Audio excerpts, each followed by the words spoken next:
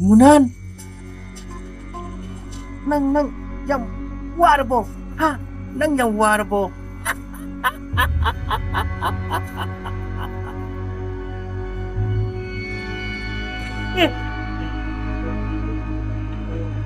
mamay kumari sidi mamay bahay ba ko natana punim keri kaya daning tiyak kami hey kananay pulis ng tulaw ne sa tulaw ne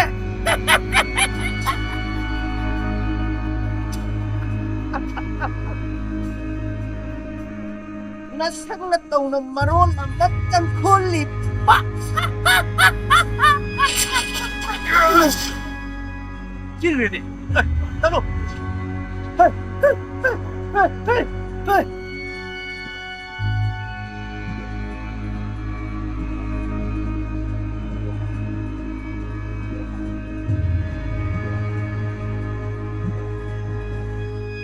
Hoy! Madunatuan gino ko! Tara! Nelat! Tara!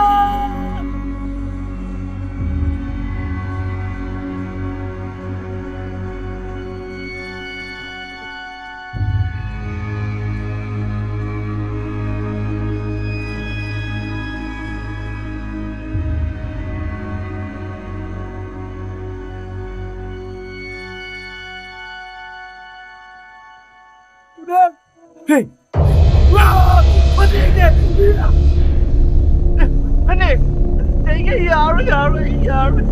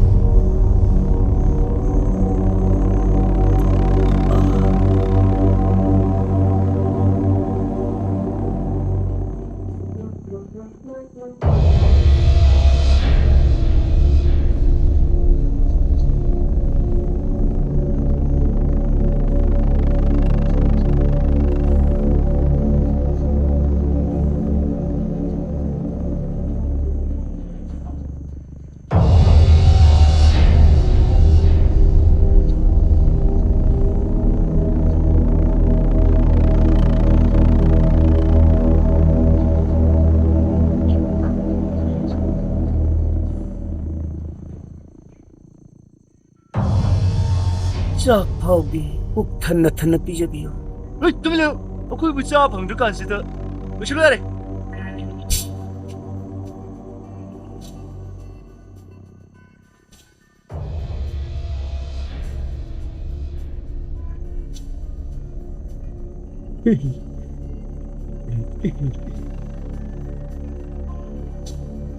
인가 통이네.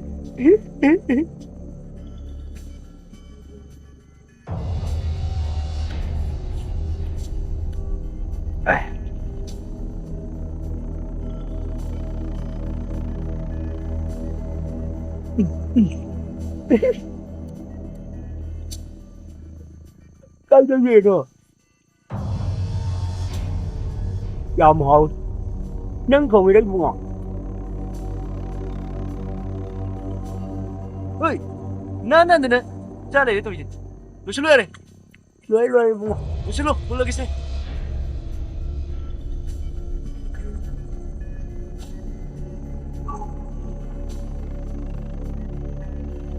네, 이거. Ê chắc tôi phải nói rất phức tạp thôi. Nâng tụi một tôi bốc lôi buồn ngọt. Nói là vì mà sao thì biết tôi xuống muốn đi kìa. nang dila na ko fi in khang du kansi kang thai kansi da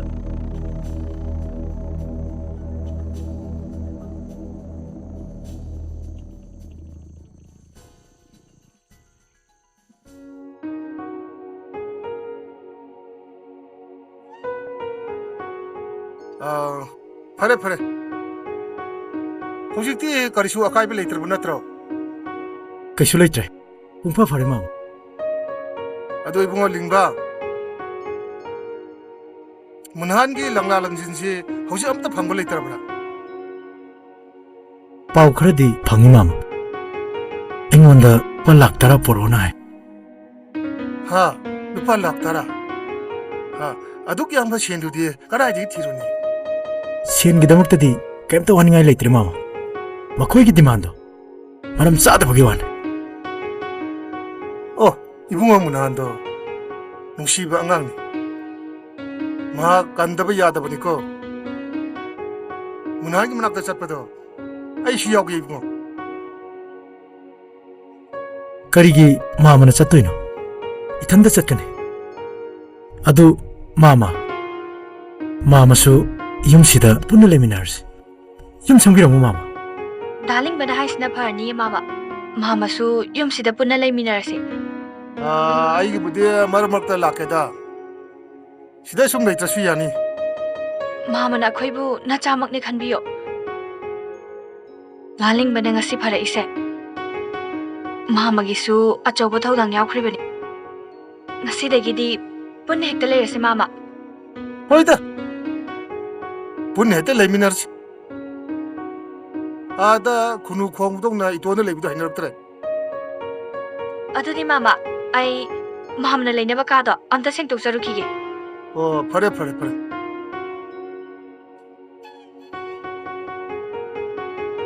Ibungo लिंबा नंग हुजि करि खलिबनो मामा तामो मुनान कन्नबगिदमक आई cell अम्ता पुरो आइगी पंगल लोकसिंगतना तामो बु कलोगने Very good.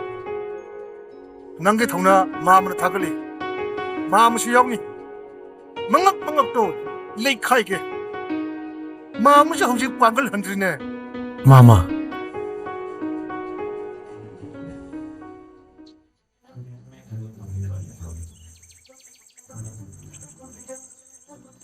Munan, nang yang warang kan tak.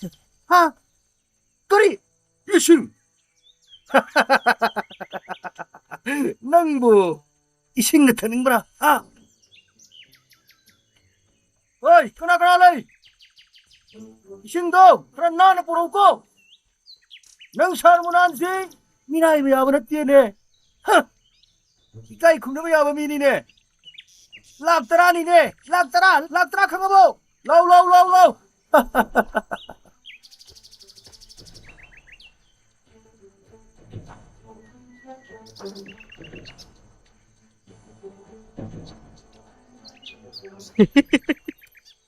lâu rồi này xì thô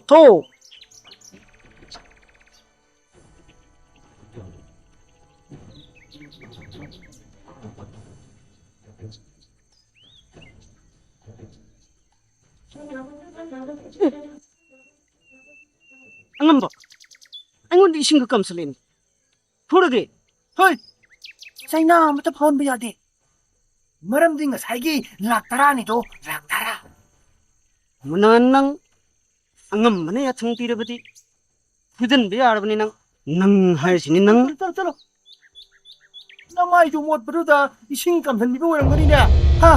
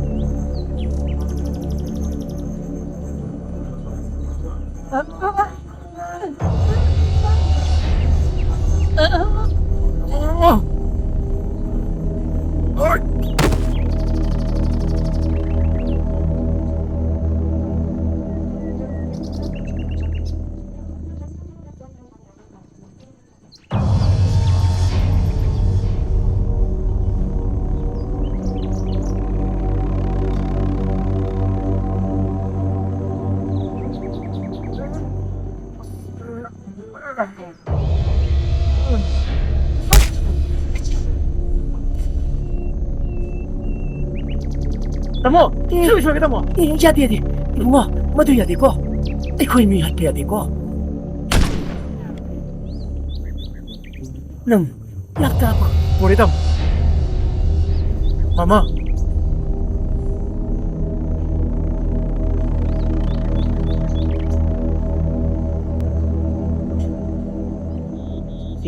ꯂꯧꯁꯤꯟ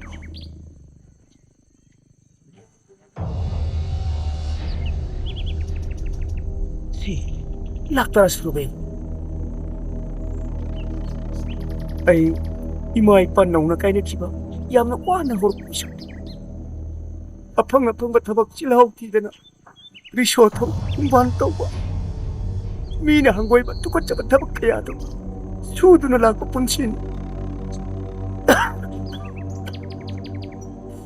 ꯅꯈꯣꯏꯅ ꯑꯁꯨꯝꯅ ꯃꯤꯑꯣꯏ ꯀꯌꯥ ꯑꯣꯠꯅꯩꯗꯨꯅ ꯇꯨꯝꯐꯝ ꯆꯥꯐꯝ ꯈꯪꯗ ꯁꯦꯝ ꯇꯥꯟꯕꯒꯤ ꯃꯍꯨꯠꯇ ꯃꯤꯅꯥꯏꯒꯨꯝꯅ ꯁꯨꯔꯒ ꯅꯤꯡꯊꯧꯒꯨꯝꯅ ꯆꯥꯕ ꯇꯝꯃꯨ ꯁꯤꯕꯗ ꯄꯨꯕ ꯌꯥꯕꯁꯨ ꯅꯠꯇꯕ ꯂꯟ ꯊꯨꯝꯁꯦ ꯑꯩ ꯀꯜꯂꯛꯇꯦ ꯂꯥꯎ ꯑꯩꯒꯤ ꯂꯩꯔꯤꯕ ꯂꯟ ꯊꯨꯝ ꯈꯨꯗꯤꯡꯃꯛ ꯂꯧꯖꯔꯣ ꯂꯥꯎ ꯃꯤꯕꯨ ꯑꯗꯨꯝꯅ ꯑꯣꯠꯀꯅꯨ ꯂꯤꯡꯕ ꯆꯠꯂꯁꯤ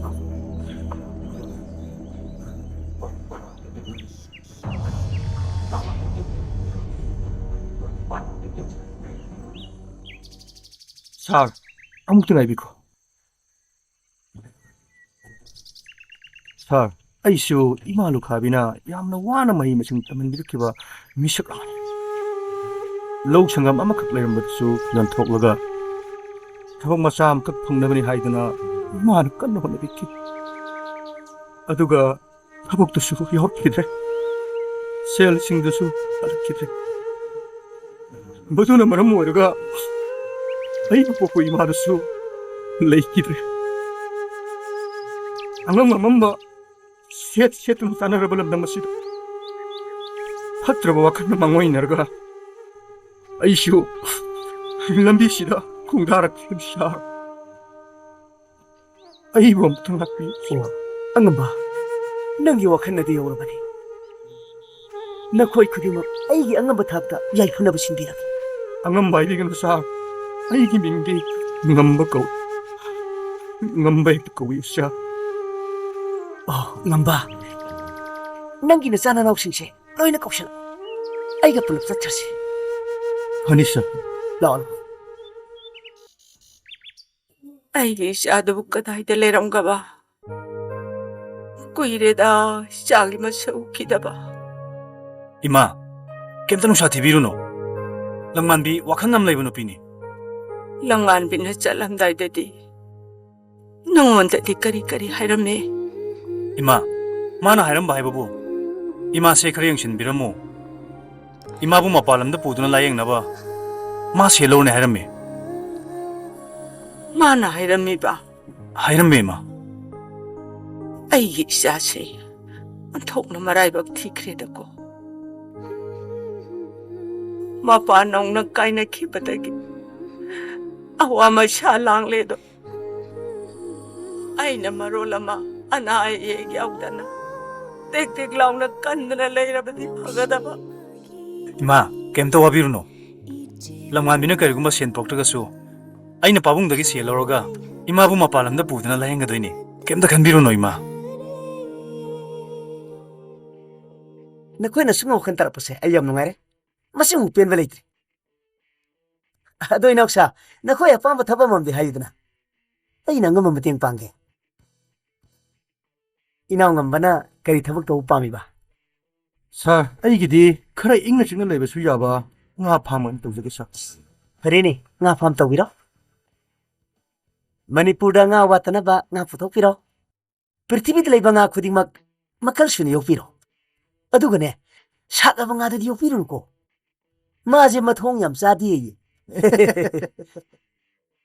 ꯏꯅꯥꯎ ꯇꯣꯂꯦꯅ ꯀꯔꯤ ꯄꯥꯝꯃꯤꯕ ꯑꯩꯗꯤ ꯁꯥꯔꯅ ꯄꯤꯕꯤꯅꯤꯡꯕ ꯊꯕꯛ ꯑꯃꯠꯇ ꯌꯥꯗ꯭ꯔꯦ ꯁꯥꯔ ꯌꯥꯝ ꯐꯔꯦ ꯍꯣꯠꯅꯁꯤ ꯏꯅꯥꯎ ꯇꯣꯂꯦꯟꯒꯤꯅ ꯀꯔꯤ ꯄꯥꯝꯃꯤꯕ ꯄꯨꯂꯤꯁ ꯑꯣꯏꯔꯒ ꯑꯆꯨꯝꯕ ꯊꯕꯛ ꯈꯔ ꯇꯧꯖꯒꯦ ꯁꯥꯔ ꯄꯨꯂꯤꯁꯄꯨ ꯃꯤꯅ ꯂꯥꯟ ꯁꯟꯗꯣꯛꯄꯁꯦ ꯑꯩ ꯀꯌꯥ ꯌꯥꯅꯤꯡꯗꯦ ꯁꯥꯔ ꯑꯣ ꯐꯩ ꯏꯕꯨꯡꯉꯣꯅ ꯀꯔꯤ ꯇꯧꯅꯤꯡꯕ ꯑꯩꯁꯨ ꯑꯗꯨꯝ ꯄꯨꯂꯤꯁ ꯑꯣꯏꯖꯒꯦ ꯁꯥꯔ ꯑꯦ ꯀꯔꯤꯒꯤꯅꯣ ꯑꯩꯈꯣꯏ ꯄꯨꯟꯅ ꯂꯩꯃꯤꯟꯅꯕ ꯄꯥꯝꯖꯕ ꯁꯥꯔ ꯑꯣ ꯉꯁꯥꯏ ꯅꯣꯏ ꯄꯨꯟꯅ ꯂꯩꯃꯤꯟꯅꯔꯛꯄꯅꯤꯅ ꯌꯥꯏ ꯅꯪꯅ ꯑꯃꯨꯛ ꯀꯔꯤ ꯑꯣꯏꯅꯤꯡꯕ ꯁꯥꯔ ꯑꯩꯁꯨ ꯑꯗꯨꯝ ꯄꯨꯂꯤꯁ ꯑꯣꯏꯖꯒꯦ ꯑꯣꯏꯕ ꯄꯥꯝꯃꯤ ꯁꯥꯔ ꯐꯔꯦ ꯅꯣꯏ ꯄꯨꯂꯞ ꯂꯩꯃꯤꯟꯅꯔꯣꯀꯣ ꯑꯩꯈꯣꯏ ꯏꯕꯨꯡꯉꯣꯗꯤ ꯁꯥꯔ ꯑꯩꯒꯤꯗꯤ ꯁꯥꯔꯅ ꯄꯤꯕꯗꯣ ꯑꯗꯨꯝ ꯌꯥꯔꯦ ꯁꯥꯔ ꯑꯩꯅ ꯑꯉꯝ ꯃꯊꯧꯁꯤꯡ ꯇꯥꯟꯅꯔꯒ ꯉꯝꯅꯕ ꯍꯣꯠꯅꯔꯒꯦ ꯑꯗꯨ ꯅꯈꯣꯏꯁꯨ ꯅꯪꯅ ꯄꯥꯝꯃꯤ ꯊꯕꯛꯇꯨꯗ ꯊꯋꯥꯏ ꯌꯥꯎ ꯍꯣꯠꯅꯧ ꯆꯦꯟ ꯆꯣꯡꯕ ꯉꯝꯅꯅꯕ ꯀꯟꯅ ꯍꯣꯠꯅꯧꯀꯣ ꯁꯥꯔ ꯑꯗꯨꯗꯤ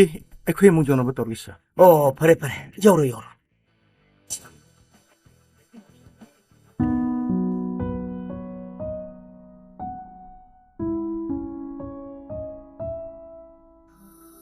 ꯇꯥꯃꯣ ꯁꯪꯒꯣꯝ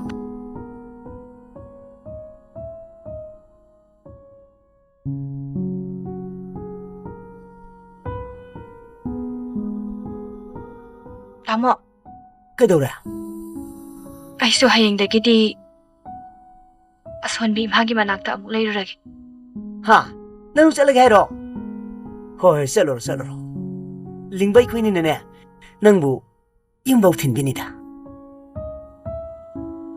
ꯑꯁꯣꯟꯕꯤ ꯏꯃꯥ ꯂꯥꯌꯦꯡꯅꯕꯒꯤꯗꯃꯛ ꯑꯩꯅ ꯇꯥꯃꯣꯗ ꯃꯤꯅꯝꯗꯨꯅ ꯑꯋꯥꯕ ꯇꯥꯍꯟꯕꯒꯤꯗꯃꯛ ꯅꯆꯟꯕꯨ ꯉꯥꯛꯄꯤꯌꯨ ꯍꯦ ꯀꯔꯤꯒꯤ ꯅꯨꯡꯉꯥꯏꯇ꯭ꯔꯤꯅꯣꯅꯦ ꯑꯩꯗꯤ ꯅꯪꯕꯨ ꯊꯥꯒꯠꯂꯤꯃꯤꯅꯦ ꯀꯔꯤꯝꯇ ꯈꯜꯂꯨꯅꯨ ꯂꯤꯡꯕ ꯑꯩꯈꯣꯏꯅꯤꯅꯅꯦ ꯅꯪꯕꯨ ꯌꯨꯝꯗ ꯁꯣꯏꯅ ꯊꯤꯟꯕꯤꯅꯤ ꯅꯣꯏ ꯏꯃꯥꯗꯨ ꯁꯛ ꯈꯪꯅꯒꯗꯧꯔꯤꯅꯤ ꯆꯪꯉꯣ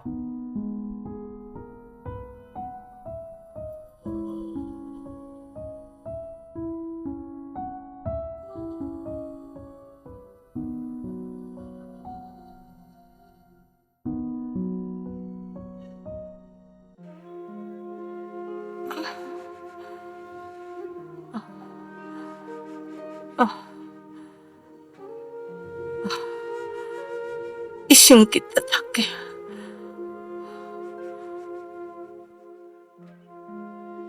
이마, 세.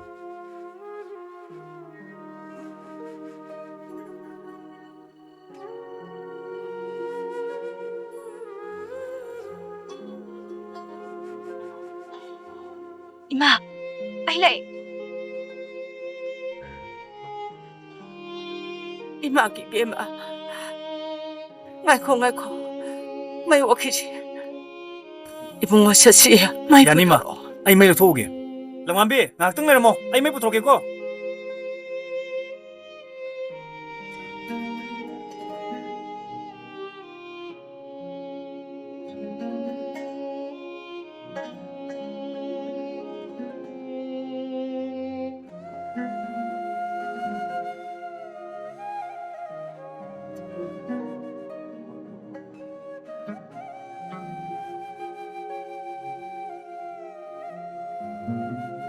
ꯇꯥꯃꯣ ꯆꯪꯕꯤꯔꯣ ꯀꯥꯈꯠꯂꯛꯑꯣ ꯀꯥꯈꯠꯂꯛꯑꯣ ꯇꯥꯃꯣ 여기서 손이 아니에요 랭신비로 ꯌꯥꯎꯖꯁꯅꯨ ꯌꯥꯎꯖꯁꯅꯨ ꯁꯤꯗ ꯐꯝꯃꯨ 이마 학상 그래서 떠오더브라 짜바 닥바디 하리바 다사씨 이마시부 이제 알아빠 삐래 이마 농아이래 이마 라이앵나봐 셀러우로니 하이드나 쯧크라가 낭보 숙고이바 마땀지 까다이다 레이루게 이마 hꯧꯖꯤꯛꯇꯤ ꯀꯩꯁꯨ ꯋꯥꯔꯨꯔꯅꯨ ꯑꯩ ꯂꯥꯛꯑꯁꯤꯗꯤ 와대 이마 와드래 이제 알아암니나 이마 까림때 와드래 영어이 낭디 다샤 시시에 미라이베 야바나 떼고 이베마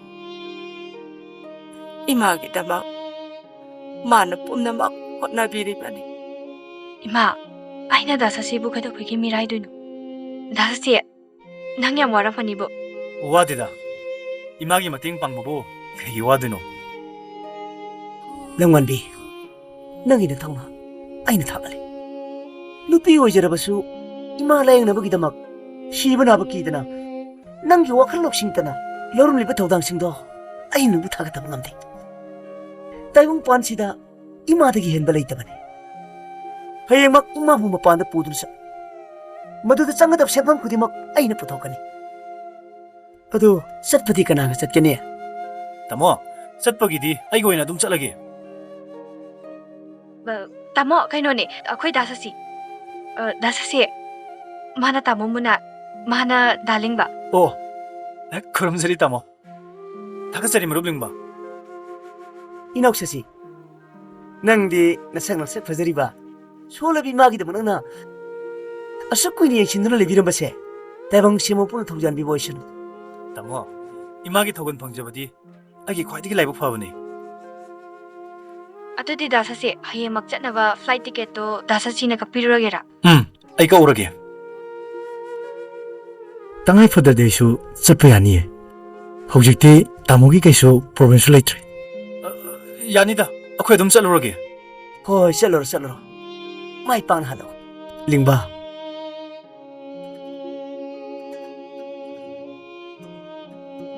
बेमला वानबी से पाशलो नंगल लिंबगना अई पुची कनबिरपगिदमक लमन तोलबनी वालबसु थाइरो अदुदी मा अखोय नु योगजरगे ꯉꯥꯏꯈꯣꯅꯦ ꯆꯥꯛ ꯏꯁꯤꯡꯒ ꯆꯥꯔꯒ ꯆꯠꯄ ꯌꯥꯗꯕ꯭ꯔꯥ ꯅꯣꯏꯕꯣ इमा अखोय थबक खरसु लेहरिये नोमलागा इमानाबा फरगा चामिनरसि इमा ꯊꯕꯛ ꯂꯩꯔꯕꯅꯤꯅ ꯐꯔꯦ ꯐꯔꯦ ꯅꯣꯡꯃ ꯅꯤꯡꯊꯤꯅ ꯂꯥꯛꯎꯀꯣ 여리 이마 ꯆꯠꯂꯣ ꯆꯠꯂꯣ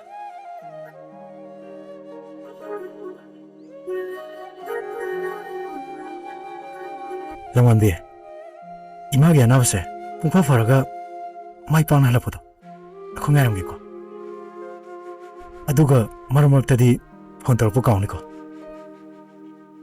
달링바 아khoy 사이다티 네트워크 펑디 네트워크 펑바 마famdagi torageka ओ अदुदी आई चलगेको इमा अदुदे मुक चलगे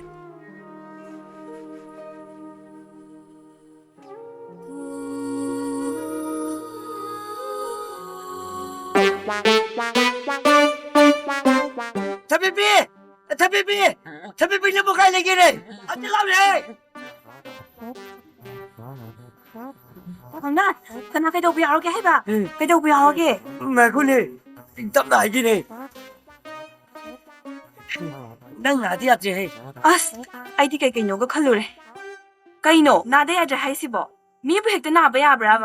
याद रसु नंग आती है नारो नंग चिनिंग चित्त नारो 아도 아두기 말함도 암다 하요바. 아이 말은 해봐부 사람으로다 시아이디블리엄비 람가미 마마도 찌닝 찌든 나보다기 사람한테 센면 부족더라 마팔롬다 라잉어 부대기 하더라 할래야드나 아도 그더러바.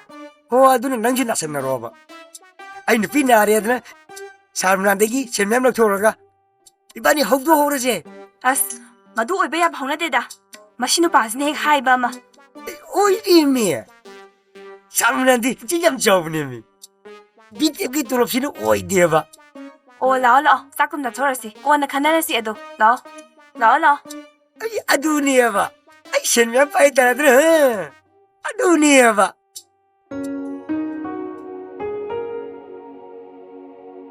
이비마 ngai khon he ima ga wari imta sakisi sida phamu lausi phamu haujik ti ima su kalle nungai re masipuna makse isana hotna bi batagini 이마기디 아이나 헛나다나 가나나 헛나되바. 아이수 이마나 자우나바 욕비레이시디. hoine imana hainingi si haujik ti imana ne isagi chap chaba phire ba ma khangba pani hujik ti 이마, 아이 마땀 카라 레키게다. 아이나 юм판 크라디 이마나 탄타 юм시다.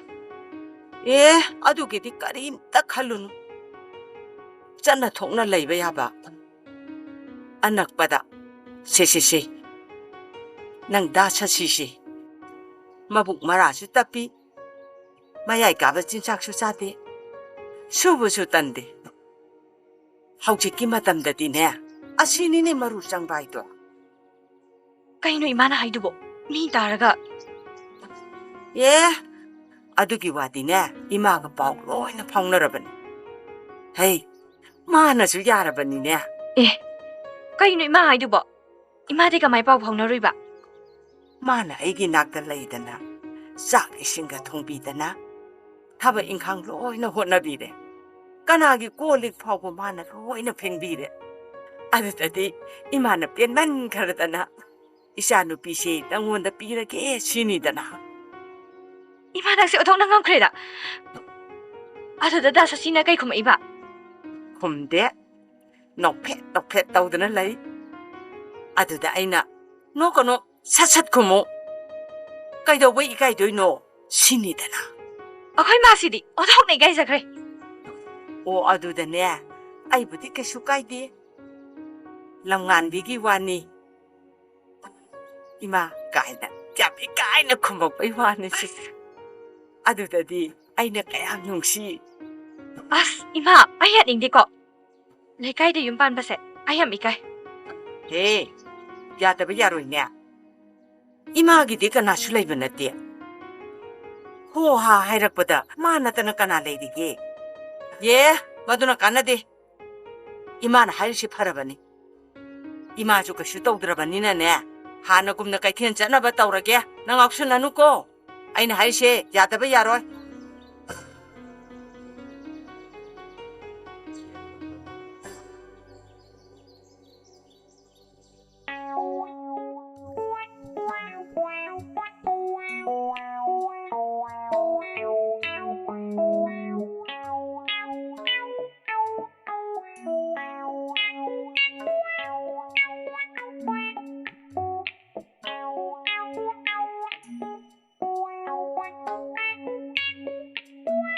이짠비 바바이 포리하고 우드보 돌아와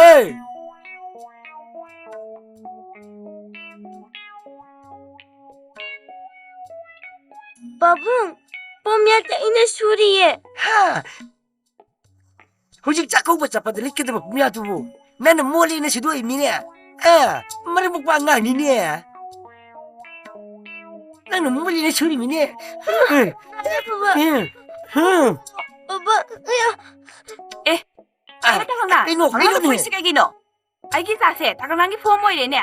헤이 호직 짝고 잡아들 이렇게 되면 미야시부 말을 처럼 미시 우드로 호직 자리 리케니야 자가 오빠도 나랑 사간이 할리 파로이드로 렉 당에 남 티리에드나 스왈리 바이나.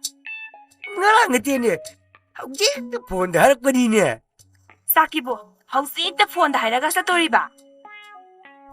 저기 개노래 ꯑꯉꯥꯡꯒꯤꯅ ꯄꯥꯇꯣꯟ ꯇꯧꯕꯗ ꯆꯤꯟꯊꯔꯝꯃꯤ ꯑꯩꯌꯦ ꯆꯠꯄ ꯌꯥꯔꯤꯕ꯭ꯔꯣ ꯑꯍꯥꯎꯕꯅꯤ ꯆꯥꯗꯣꯔꯤꯁꯦ ꯑꯗꯨꯒꯤꯁꯨ ꯃꯊꯛꯇ ꯑꯩꯒꯤ ꯆꯥꯛꯆꯥꯕꯁꯨ ꯌꯨꯝꯗ ꯁꯦꯞ ꯇꯧꯋꯤꯗꯅ ꯂꯩꯔꯦ ꯂꯩꯔꯦ ꯂꯩꯔꯦ ꯂꯩꯔꯦ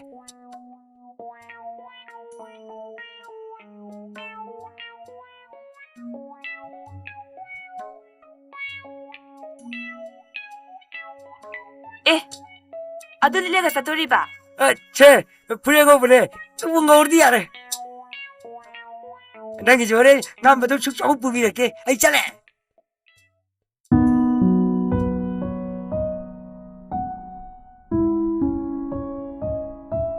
ꯂꯝꯉꯥꯟꯕꯤ 이마디 레이버 우디 가시그래 다사씨, 이마디 그이텔 자크리.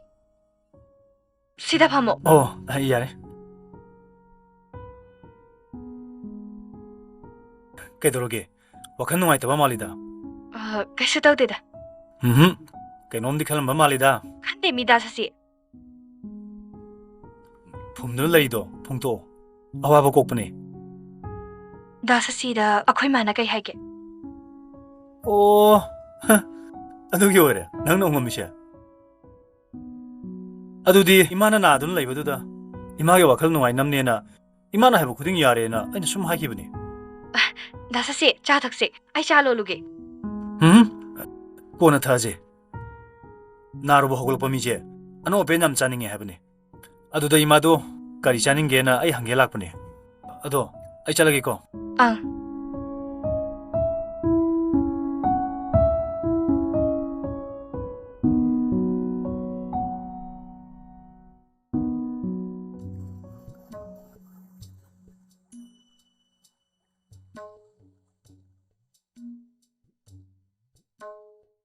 삐삐야 ꯑꯩ ꯅꯣꯡ ꯀꯔꯤ ꯍꯥꯏ ꯀꯩꯗꯧꯔꯒꯦ ꯇꯥꯀꯝꯅꯥꯟ ꯑꯩ ꯅꯉꯣꯟꯗ ꯑꯋꯥꯕ ꯊꯕꯛ ꯁꯨꯕ ꯌꯥꯗꯦ ꯄꯣꯠ ꯑꯔꯨꯝꯕ ꯊꯥꯡꯕ ꯌꯥꯗꯦ ꯅꯉꯣꯟꯗ ꯍꯥꯏꯗ꯭ꯔꯥ ꯑꯁ ꯅꯪ ꯁꯤꯃ ꯑꯣꯟꯊꯣꯛꯅ ꯄꯥꯈꯠ ꯆꯥꯎꯈ꯭ꯔꯦꯍꯦ ꯅꯨꯄꯥꯅꯕꯨ ꯄꯥꯈꯠꯇꯕ ꯌꯥꯔꯤꯕ꯭ꯔꯣ ꯆꯥꯛ ꯆꯥꯕꯐꯥꯎꯗ ꯆꯥꯛꯈꯣꯝꯗꯣ ꯄꯤꯛꯇ ꯄꯤꯛꯇ ꯍꯨ ꯆꯥꯎꯅ ꯍꯨꯛꯀꯨꯅ ꯍꯥꯏꯗ꯭ꯔꯣ ꯆꯥꯛ ꯆꯥꯎꯕ ꯍꯦꯛ ꯌꯦꯡꯁꯜꯂꯤꯍꯦ ꯃꯁꯤ ꯅꯨꯄꯥꯁꯤꯗꯤ ꯅꯆꯥꯅꯨꯄꯤꯗꯤ ꯀꯥꯏ ꯆꯠꯈ꯭ꯔꯦ ꯍꯩꯆꯟꯕꯤ ꯍꯩꯆꯟꯕꯤ 빠봉 래. ꯅꯪ ꯀꯥꯏ ꯆꯠꯂꯨꯏ ꯑꯩꯅ ꯏꯁꯤꯡ ꯁꯣꯛꯎ ꯑꯗ ꯀꯣꯜ ꯂꯤꯛ ꯐꯦꯡꯉꯨ ꯅꯃꯥ ꯊꯕꯛ ꯁꯨꯍꯟꯕ ꯌꯥꯗꯦꯅ ꯍꯥꯏꯔꯒ ꯅꯪꯅ ꯊꯥꯅ ꯂꯩꯊꯣꯛꯄ ꯅꯪ ꯃꯁꯤ ꯅꯪ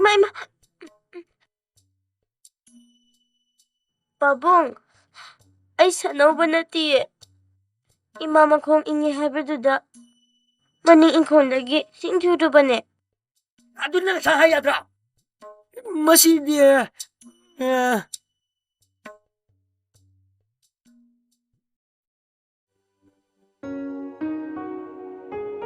ꯕꯦꯝꯃ ꯅꯪ ꯗꯥ ꯁꯁꯤꯗꯨꯕꯨ ꯂꯥꯛꯇꯕ ꯀꯨꯏꯔꯦꯗ ꯀꯔꯤ ꯇꯧꯔꯖꯥꯠꯅꯣꯅꯦ ꯅꯠꯇꯦ ꯅꯪꯅ ꯀꯔꯤ ꯍꯥꯏꯔꯨꯔꯒꯦꯕ 그이소 하이데다 이마. 타박 신나라 락다 보이니.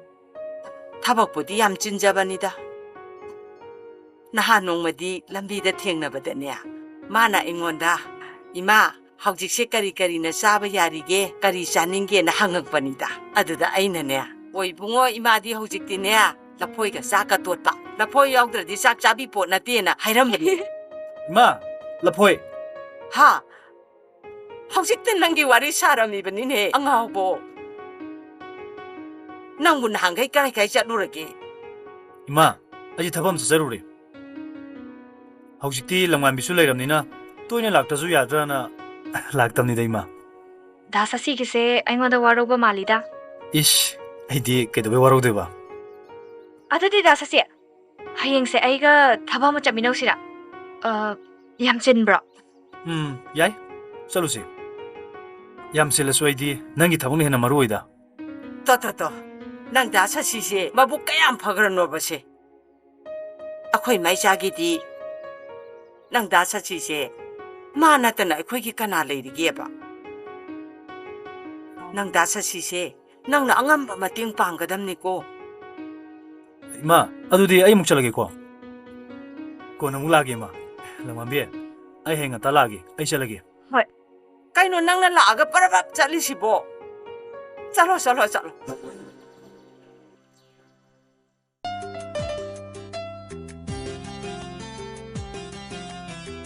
लाओ फमु लाओ 슬롱한비 능이 농제에 많이 되고 다사세 아이 ngasi디 nangоda kainom haige 그리노 adubra minadi thamoigi mamise maithongda tai haine अदु के दरबा adubu aigi thamoina nangbu da sengna nuksibagi mamidi aigi maithongda taba udabra 슬롱한비 अदुगु 모와도 아야 많이 되고 야래 능기 타버도 로신나부 떠오르 ओ ऐसे हम इकाई खंगदबा तारबई मौंगनीने फरे नंसु चटख्र ऐसे आइना थोप चटख्रगी 롱한비 롱한비 롱한비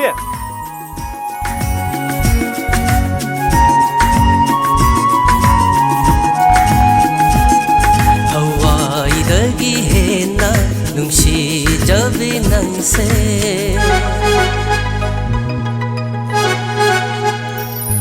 हवाईदगी हेना नुंसीजबे नंसे लाचारिबनी पाखं थमुइला कानुंगा लाचारिबनी पाखं थमुइला कानुंगा कना खंगना कना खंगना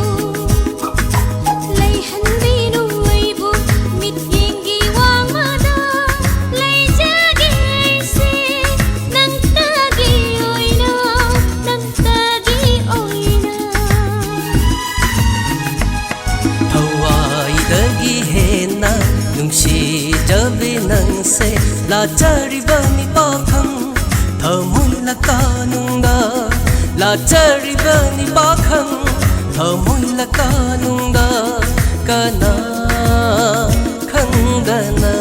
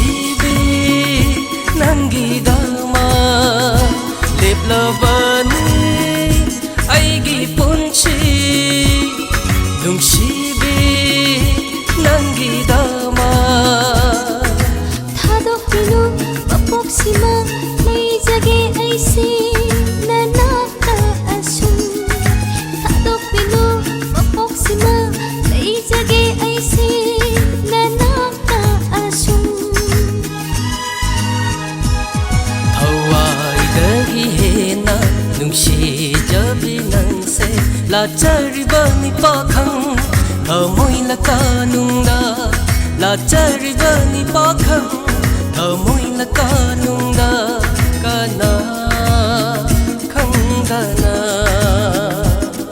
ꯊꯋꯥꯏꯗꯒꯤ ꯍꯦꯟꯅ ꯅꯨꯡꯁꯤꯖꯕ ꯅꯪꯁꯦ ꯂꯥꯆꯔꯤꯕꯅꯤ ꯅꯤꯉꯣꯜ ꯊꯃꯣꯏ ꯂꯀꯥꯅꯨꯡꯗ ꯂꯥꯆꯔꯤꯕꯅꯤ ꯅꯤꯉꯣꯜ ꯊꯃꯣꯏ ꯂꯀꯥꯅꯨꯡꯗꯀꯅꯥ ꯈꯪꯗꯅꯀꯅꯥ ꯈꯪꯗꯅ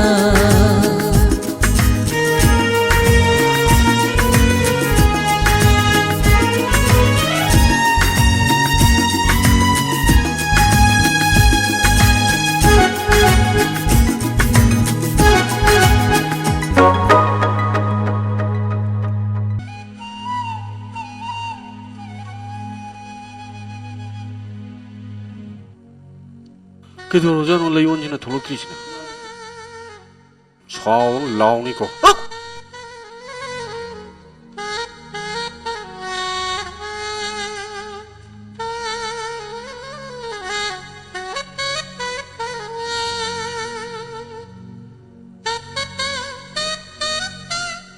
아이는 꼬리번 누피제 마칼 바람디 야만이세 아무바 앙어우바 아상바 앙앙비 아툼바 아카바 아신바 학더니 부나막 아이기 왕앙데 라이나 겐 기방 학더니 아두부 라이온디 아이는 와하이 마야마 앙아버수 겐데 라이올로이나 좀 라이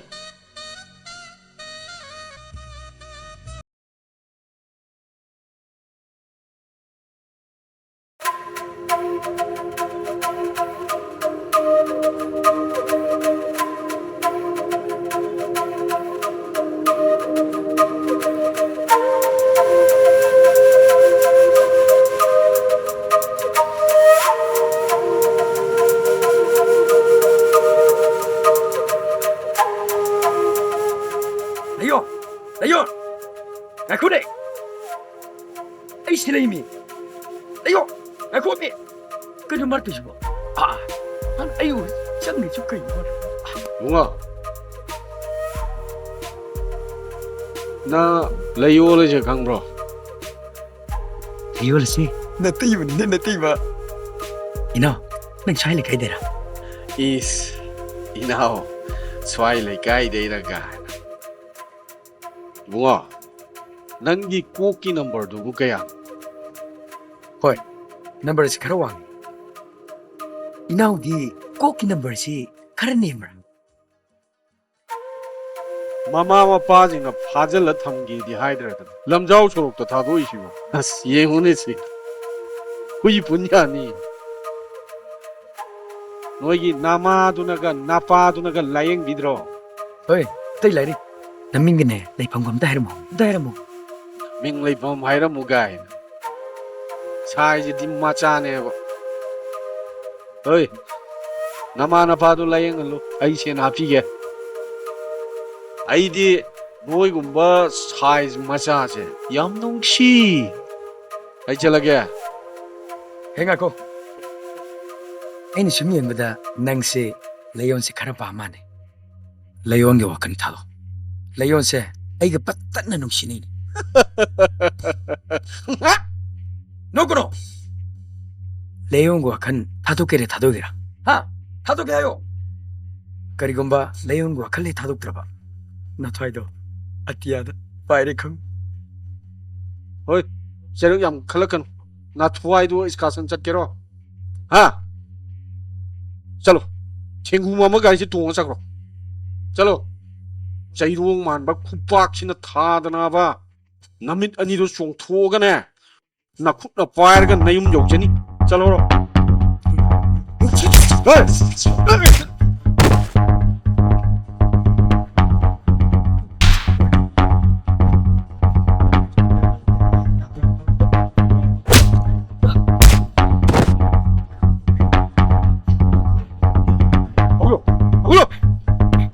야 바비나 어이 도리언니들 다가오러 파이레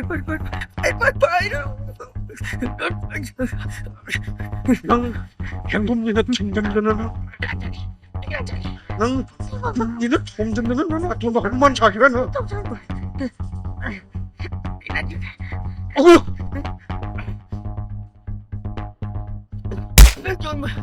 아이고 나의 câu 그걸 câu 듣는 나의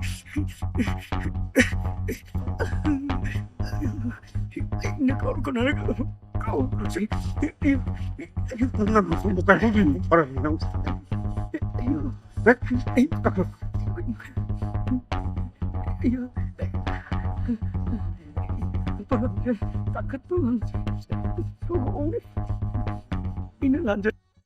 레이와 시대 보모 레이와 낭제 아이기 망데 오무터 우디 낭 아무튼 닝상다브라 Noongmagi manungda amkhakdang ningsingi. 그이기노 어두디 아이디 낭보 또 닝상두나 레이 Nang busung ningsingluna lerdi aidi kamkanda laik pani. Aidi laik ni hena maru oi. 예 아이곤도 이 라링이 하나 머루 오이라봐 Oidadi kaino. Hauzik ima ipana sel tingna laik tamhalinge sida thawa heksang yauna tamhodana. Adugi sumathakta hauzik aikhoini soidana thungnagani haibasu tamba ngamba natte. 호직 바보 아이부 다제다버기 모ong네바 Hoi bungo thajaye. Thajai haidunabu numichupa manangbu sum niksingduna leiro. Aidi kamkanda laik pani. 예 닝우 아이도 좀 닝우 꾸딩이 닝우 나이코네 낭 아토빠 니빠가디 강나버 레이브라바 Lay khangnaba yam lay.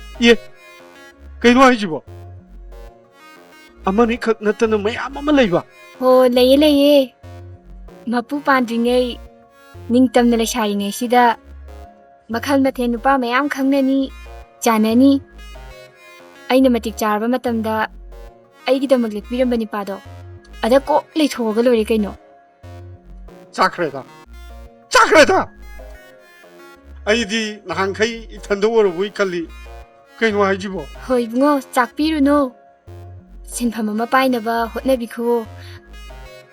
Aduga yam lemna punsilai punsemje. 아두부디 에사이기 인터뷰 하이도니다 아이디 초이드나 칼라버니 Tathiba. Nungsiwari sabada matam yam manghanbase. Aigi oina pamjade.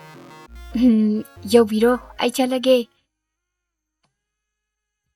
레이와 Ado tathiba. Aina nangbu nungsiramloi kadi khalunuko. 자크레다고 시도보 아이 까마이 또 짜오이도이노 아마니 각다가 나티 마야마마 레이아이 아이 잉줄라크니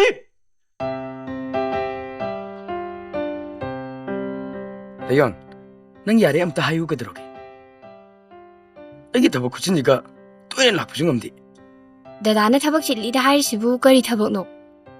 눈포게 테마미데쇼 core mga tabab tabam pairi mapawdamdasu core tara taba tabam su pairi aidi core gi natragadi laki thabakti tawdri Dagi mingdubu kari haiba.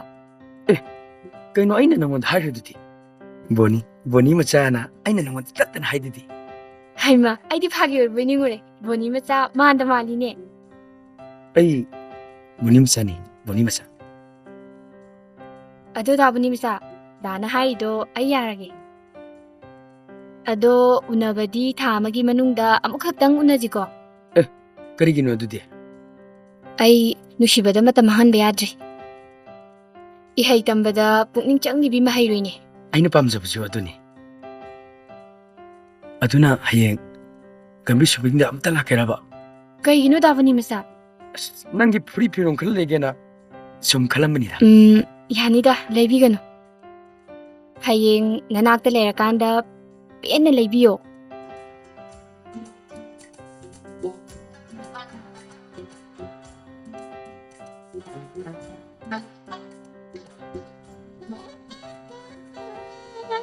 Kaino tapnim tante itu bo. Mi hat ke tawriro. as nang lan khangde nap on gi tawnida Kaigi napno. nangi sanado ꯄꯤꯛꯄꯗꯨꯗ ꯑꯆꯧꯕ ꯂꯤꯐꯥꯡ ꯄꯔꯦꯡ ꯑꯃ ꯁꯥꯕꯤꯒꯦꯅ ꯇꯧꯕꯅꯦꯕ ꯗꯥꯕꯨꯅꯤ ꯃꯆꯥꯒꯤꯁꯦ ꯑꯩꯕꯨ ꯊꯦꯝꯃꯒ ꯄꯪꯊꯍꯟꯒꯦ ꯁꯤꯅꯤꯅꯦ ꯑꯗꯨꯕꯨ ꯑꯩꯗꯤ ꯑꯗꯨꯒꯨꯝꯕ ꯅꯨꯄꯤꯗꯤ ꯅꯠꯇꯦ ꯍꯤꯔꯥ ꯑꯩꯅ ꯅꯪꯕꯨ ꯊꯃꯣꯏ ꯁꯦꯡꯅ ꯅꯨꯡꯁꯤꯕ ꯍꯥꯏꯔꯒ ꯅꯪꯅ ꯂꯥꯟꯅ ꯈꯜꯂ ꯂꯩꯔꯗꯤ ꯐꯔꯦ ꯑꯩ ꯆꯠꯂꯒꯦ ꯆꯠꯂꯣ ꯀꯩꯅꯣ ꯑꯣ ꯑꯩꯅ ꯆꯠꯂꯒꯦ ꯍꯥꯏꯔꯒ ꯅꯪ ꯈꯥꯝꯗ꯭ꯔꯦꯅꯦ ꯐꯩ ꯐꯩ ꯍꯌꯦꯡ ꯅꯣꯡꯉꯥꯜꯂꯒ ꯀꯩ ꯄꯥꯎ ꯇꯥꯒꯦ ꯌꯦꯡꯉꯣ ꯍꯌꯦꯡ ꯅꯣꯡꯉꯥꯜꯂꯒꯅꯦ ꯀꯩ ꯄꯥꯎ ꯇꯥꯒꯦ ꯌꯦꯡꯉꯣꯕ ꯅꯪ ꯑꯩꯒꯤ ꯑꯁꯇꯤꯗꯒ ꯂꯥꯛꯄ ꯌꯥꯔꯣꯏ ꯍꯥꯏꯁꯤꯅꯤ ꯂꯥꯛꯄ ꯌꯥꯔꯣꯏ ꯍꯥꯏꯁꯤꯅꯤ ꯉꯥꯏꯈꯣ ꯗꯥꯕꯨꯅꯤ ꯃꯆꯥ ꯅꯪꯅ ꯑꯗꯨ ꯌꯧꯅ ꯅꯨꯡꯁꯤꯕꯤꯔꯝꯒꯅꯤꯗꯤ ꯑꯩꯗꯤ ꯊꯥꯖꯔꯨꯗꯕꯅꯤ ꯑꯩꯗꯤ ꯅꯪꯒꯤ ꯋꯥꯍꯩꯗꯨꯗ ꯏꯀꯥꯏꯃꯟꯕꯗꯒꯤ ꯁꯤꯔꯨꯒꯦ ꯈꯜꯂꯨꯔꯕ ꯅꯪꯅ ꯑꯩꯒꯤ ꯄꯨꯛꯅꯤꯡ ꯈꯪꯕꯤꯔꯛꯄꯁꯦ ꯑꯩ ꯄꯦꯜꯂꯦ ꯐꯔꯦ ꯅꯪ ꯂꯥꯏꯔꯤꯛ ꯄꯥꯖꯔꯨꯔꯣ ꯑꯗꯣ ꯑꯩꯅ ꯅꯪꯒꯤ ꯂꯤꯐꯥꯡ ꯄꯔꯦꯡ ꯑꯃ ꯁꯣꯏꯗꯅꯃꯛꯀꯤ ꯈꯨꯗꯣꯟ ꯇꯝꯃꯛꯀꯅꯤ ꯑꯗꯣ ꯂꯥꯟꯅꯗꯅ ꯑꯩꯃꯛꯅꯤ ꯈꯜꯂꯒ ꯂꯧꯁꯤꯟꯕꯤꯌꯨꯀꯣ ꯗꯥꯕꯨꯅꯤ ꯃꯆꯥ ꯑꯩ ꯆꯠꯂꯒꯦ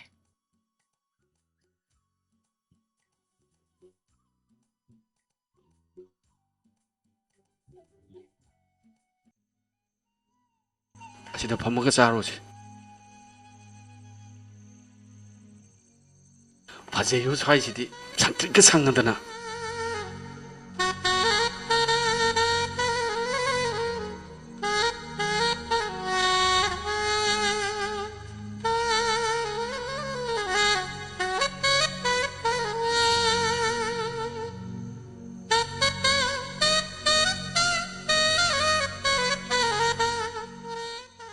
ꯑꯁ ꯅꯪꯒꯤ ꯁꯤꯡꯖꯨꯁꯤꯗꯤ ꯌꯥꯝꯃꯤꯍꯦ ꯅꯪꯅ ꯈꯨꯠꯇꯤ ꯍꯥꯝꯃꯕꯣ ꯍꯥꯝꯃꯛꯑꯦ ꯐꯔꯦ ꯐꯔꯦ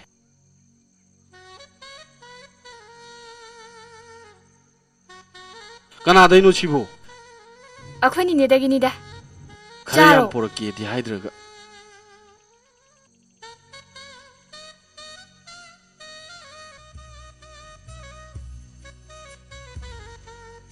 ꯒꯥꯌꯣꯟ ꯅꯪꯒ ꯑꯩꯒ ꯎꯅꯐꯝꯁꯤꯕꯣ ꯅꯣꯏ ꯊꯣꯡꯒꯥꯟ ꯃꯌꯥꯒꯨꯝꯕ ꯈꯣꯡꯅꯥꯡꯁꯤꯒꯤ ꯃꯈꯥꯒꯨꯝꯕ ꯁꯤꯡꯖꯨ ꯈꯔ ꯆꯥꯔꯒ ꯂꯣꯏꯔꯦꯅꯦ ꯍꯩꯃꯥ ꯁꯤꯗ ꯎꯅꯗ꯭ꯔꯗꯤ ꯑꯩꯈꯣꯏ ꯌꯨꯝꯗ ꯎꯅꯁꯦ ꯍꯥꯏꯔꯤꯔꯣ ꯑꯩꯈꯣꯏ ꯌꯨꯝꯗ ꯎꯅꯔꯗꯤ ꯑꯩꯕꯨ ꯏꯀꯥꯏ ꯈꯪꯗꯕꯤ ꯃꯃꯥ ꯃꯄꯥ ꯉꯝꯕꯤ ꯇꯥꯔꯣꯏꯗ꯭ꯔꯣ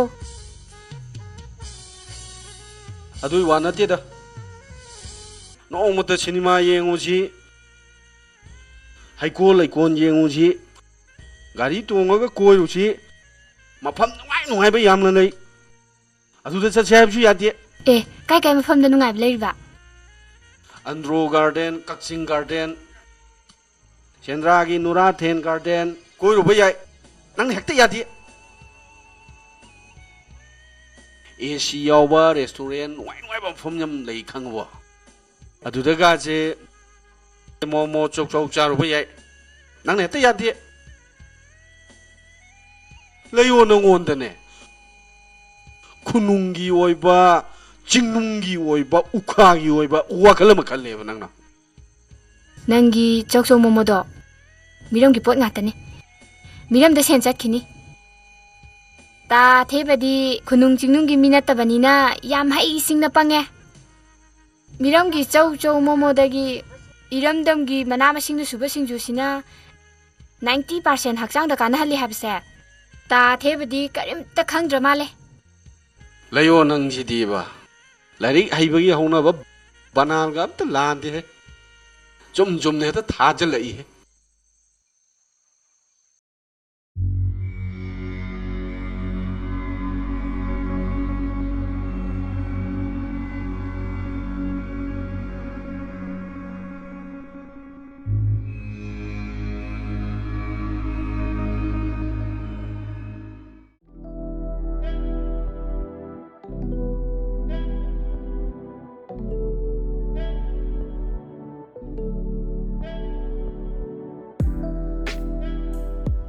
ꯀꯩꯅꯣ ꯌꯥꯝ ꯊꯦꯡꯉꯩꯅ ꯑꯩꯅ ꯉꯥꯏꯔꯤꯁꯤ ꯀꯨꯏꯔꯦ ꯈꯨꯝꯗ꯭ꯔꯤ ꯀꯩꯒꯤꯅꯣ ꯅꯃꯥꯒ ꯁꯥꯎꯅꯔꯛꯄ꯭ꯔꯣ ꯅꯪꯕꯣ ꯗꯥꯕꯨꯅꯤ ꯃꯆꯥ ꯉꯁꯤꯗꯤ ꯑꯩ ꯏ ꯌꯥꯝ ꯀꯥꯏ ꯌꯥꯝ ꯑꯣꯅꯤꯡꯉꯤ ꯑꯣꯅꯤꯡꯕꯩ ꯃꯔꯝꯗꯣ ꯍꯥꯏꯔꯛꯎꯗꯅ ꯍꯣ ꯑꯗꯨꯕ꯭ꯔꯣ ꯀꯣꯠꯇꯒꯤ ꯐꯧ ꯄꯦꯛꯄꯗꯅꯦ ꯍꯧꯗꯣꯡꯒꯤ ꯑꯃꯥꯡꯕꯗꯣ ꯄꯥꯏꯁꯜꯂꯨꯕ Era, aduh wabu. Sapo nam tu kok tubu. Hoi bungo, manam adum nam le boningi. Kena jibo. Manam kem nam dina.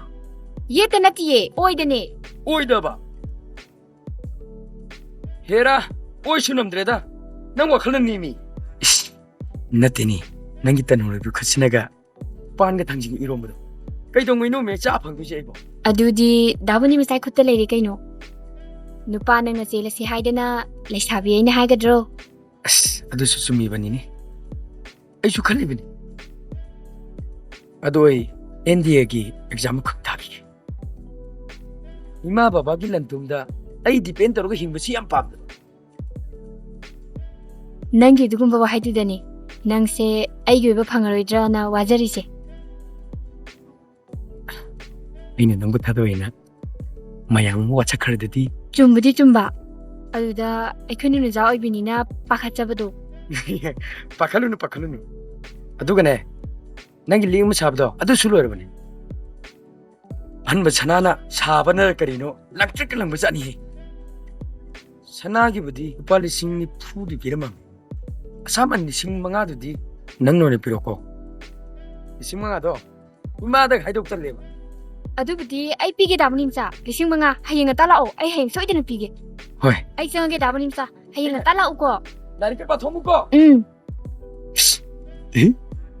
Zagriji yu.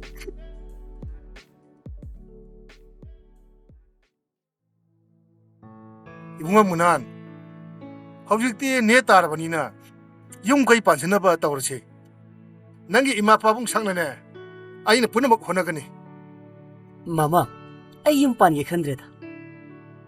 Ponsisi khallubada nongba masu pawi. Kiba su pawi, anak pa su pawi. Adabu, taibang mapuki sintadi pangthok taba yadabanine. Hoi da tamo. Hinsi na su khalunu. Nongma yung khangboina. Thajama bioida koi those. Ipa. Noi bu hana khangna bogi leibren he. Hai, masak matawga kamdau kene he. Leite da mama.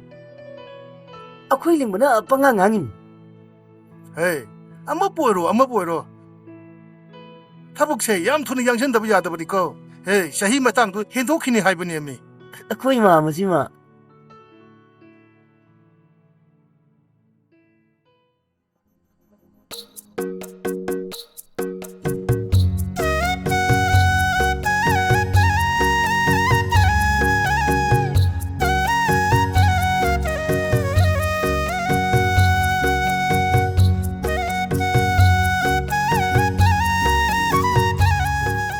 Limba, yum changbadi phasade da.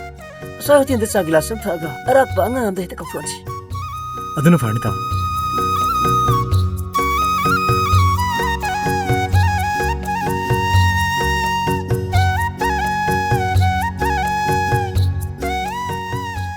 Ine, chani kalta.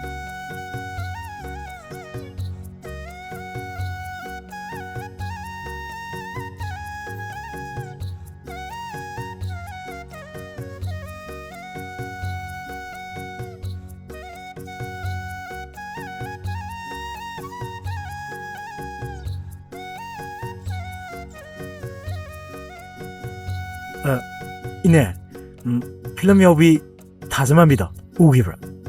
Noibu thajama bi khangnabrane. Aw, khangnei.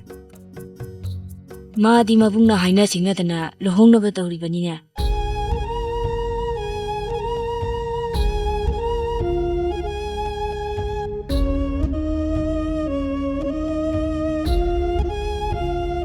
Limba, tasla.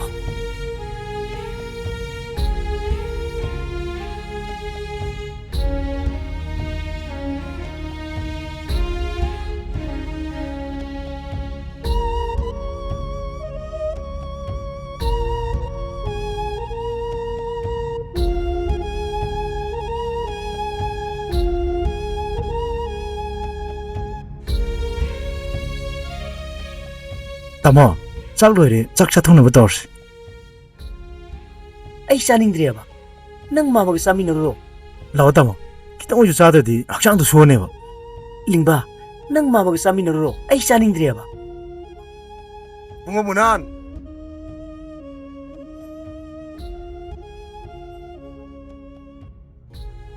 이bunga munan. La. sak mum sa thora sila. Mama ikim chaningre. Mama giling bang sabiruro. Hera kasula ita ba nupi misam tama. Pakan nungai ta baga tawra tana. Mangondi gi hena maran matum laibi ama. Laik shu haibi ama. Ma man ngasi noni ni sida thini. La. sak sa thora sila ko.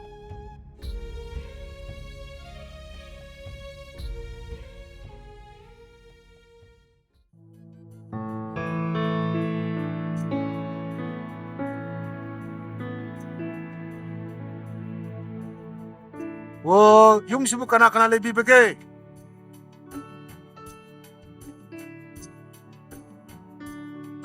Kana. 문항이들이 왜 붕어? 타박이 내리. 지가 뿐내 타박 수민의 그들이 브로. 따톰바. 와로비노. 따톰바가 원때 가나제게나 라보네. 까카피로.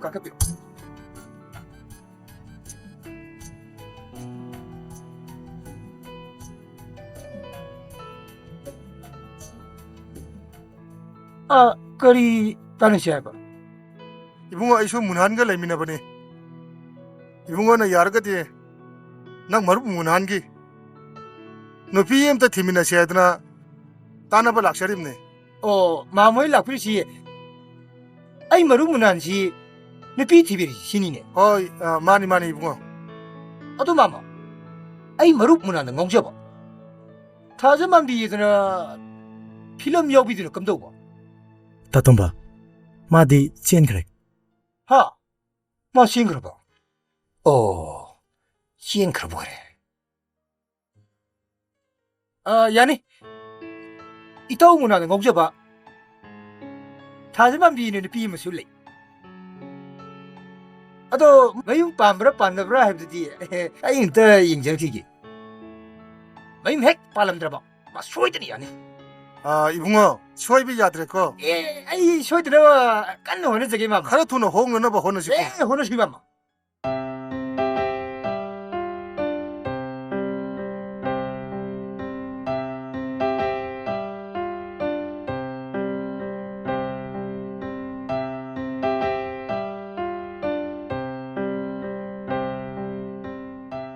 Ai, kai situ no. Tinbir magi lauda na.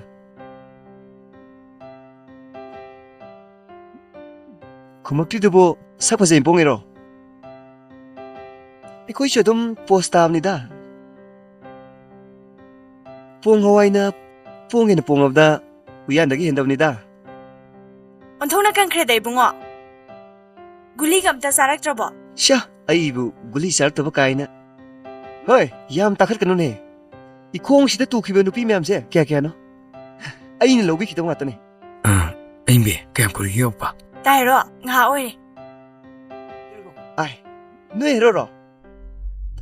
Nabani gisi hero ni program chalam daigi. Ngay na bay mong ni ne. Hoy, kanano lang na. Nasam mo na na duga. Jene tol po kitri mo nang ba? Ay, nang uswa da kayo no. Ha, nay kayo ro. Joy, masak na. Hoy, fay. Ay, BDF tolin. No may na ne. Frisking toro matam na ne. Ay nang kadawgiyo.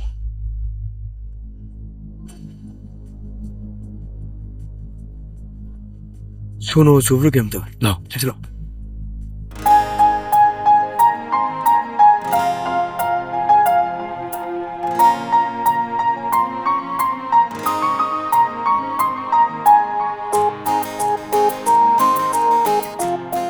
다이로 nang namatambum na magda na may kumzali karigino.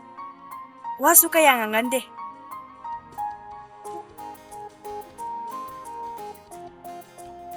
Kay ginamini wa nga kumde na sumleri dubo.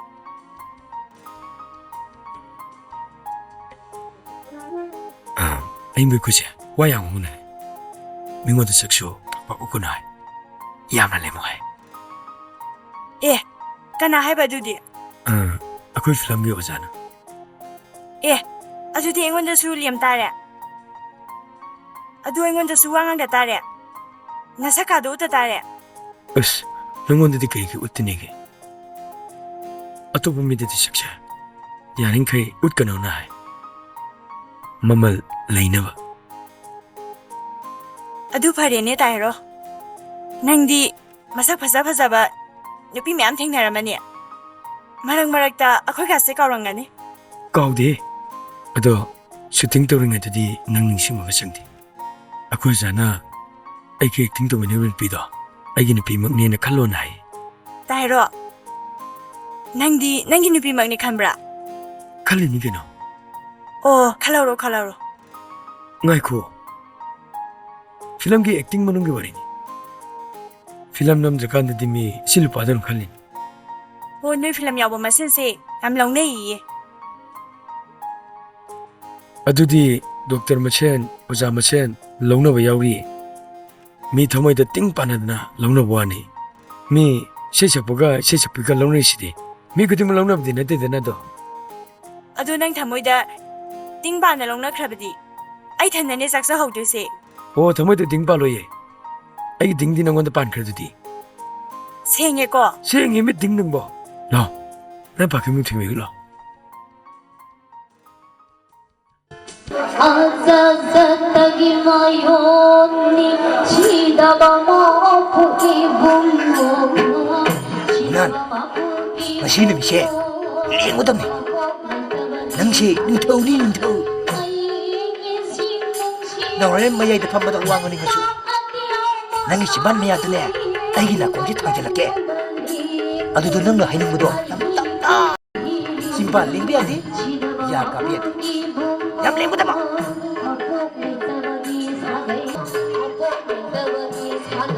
무슨 마야 촌들이 너희 뿌게 없다 욕들 범이 아두디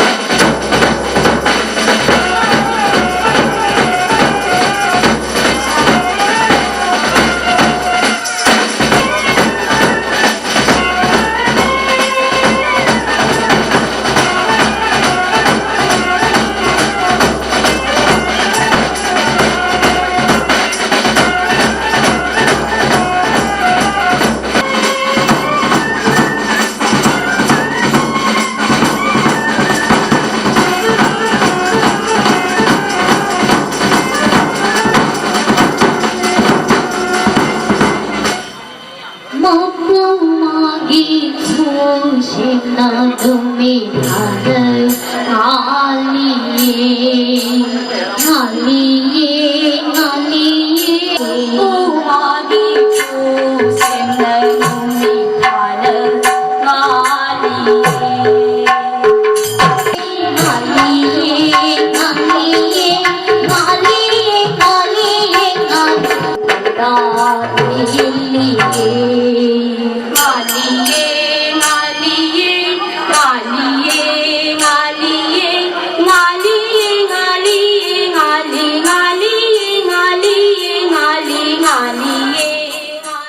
Anh khang rồi kìa. Hey, 어디 야디네. 양 칸만 가면 들어보. 헤이, 강질. 강질이라고. 그만 또 미시네.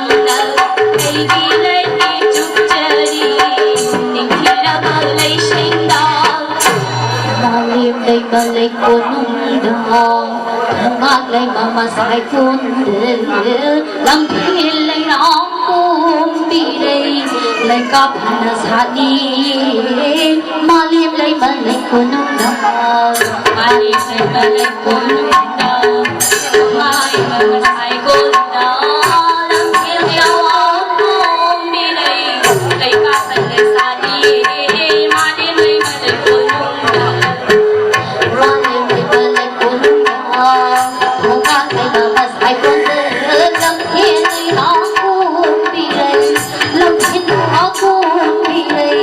lấy cắp là sa đi qua đêm lấy mà lấy cuốn và đêm lấy cuốn mây tây lấy cuốn chúng ta lấy mà sai cuốn để mà chúng ta lấy mà sai cuốn thiên đâu áo cuốn đi lấy thân thiên lấy áo cuốn đi lấy cắp là sa đi mà đêm lấy mà lấy cuốn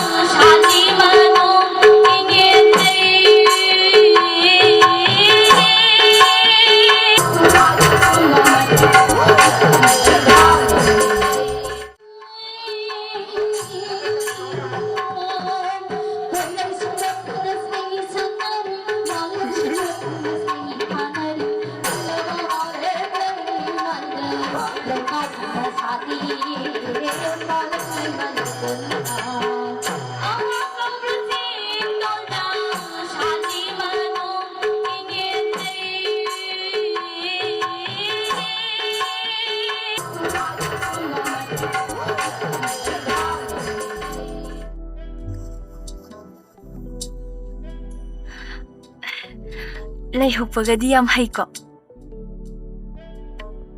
cái kia nó tao muốn à hậu cái là hộp lấy đủ bộ Nang na awang mo da phambaluda. Choi gidrai na hago la hukpanida. aduga tao muốn à ngarang nọc phết tay đuna cái kia nó Nok phet tawdradi luhongbadabu kaphet tawgadro. Punchi chupa no yum panabane aina no ido.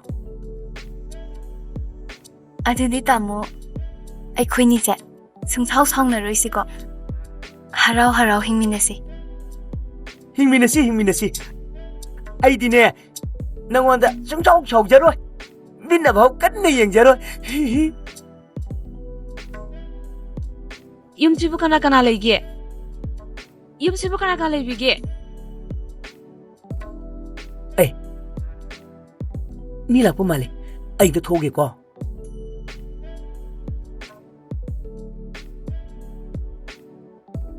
ꯏꯃꯥ ꯊꯥꯖꯃꯟꯗꯦ ꯆꯪꯉꯣ ꯆꯪꯉꯣ ꯂꯥꯛꯑꯣ ꯐꯝꯃꯨ ꯁꯤꯗ ꯐꯝꯃꯨ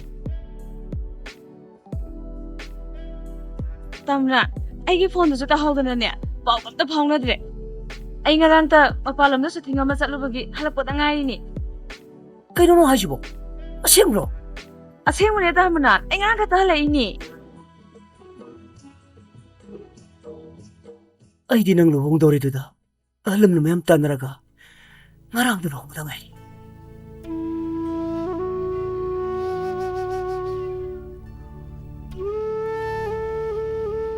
ꯇꯝꯔꯥ ꯅꯨꯡꯉꯥꯏꯌꯦꯐꯅ ꯄꯥꯜꯂꯨꯀꯣ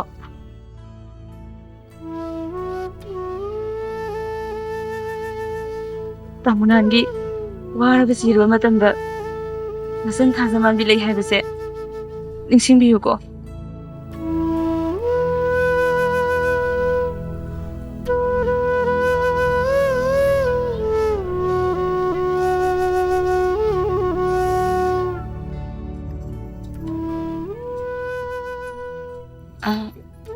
ꯇꯥꯃꯣ ꯅꯍꯥꯟ ꯂꯥꯛꯑꯝꯕ ꯅꯨꯄꯤꯗꯨꯕꯨ ꯀꯅꯥꯅꯣ ꯃꯥ ꯑꯩ ꯍꯥꯟꯅ ꯃꯔꯤ ꯂꯩꯅꯔꯝꯃꯤ ꯃꯃꯤꯡꯅ ꯊꯥꯖꯃꯥꯟꯕꯤ ꯀꯧꯏ ꯑꯣ ꯊꯥꯖꯃꯥꯟꯕꯤ ꯅꯪ ꯀꯔꯤꯝ ꯆꯤꯡꯅꯅꯨ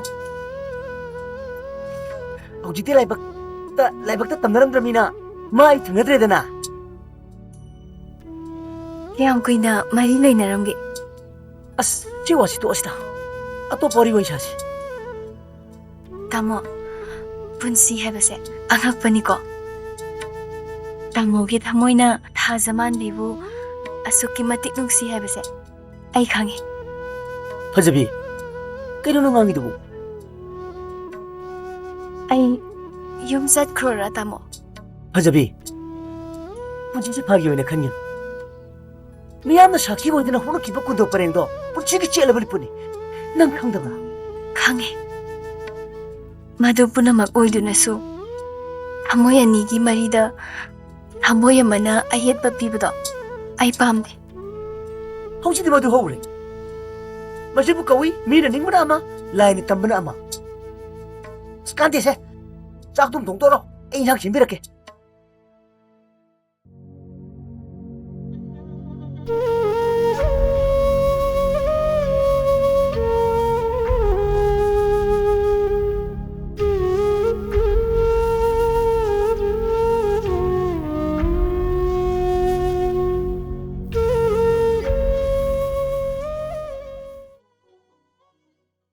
이비에만은 하리지네디 이비에만기 누파지나 이비에만도 누시나봐 아토파 미오 엠마타다 누시키드나봐 포시 셈비우시니네 마네 오자마이바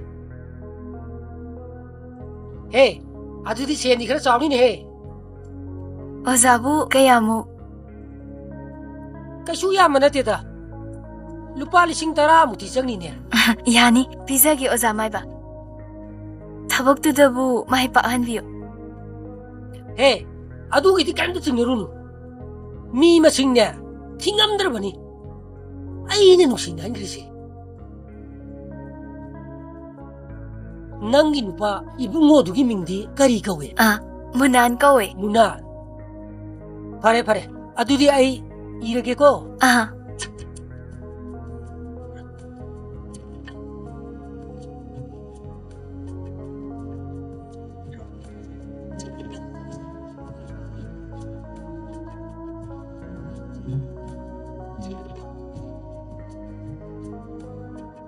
세 시기 만트라세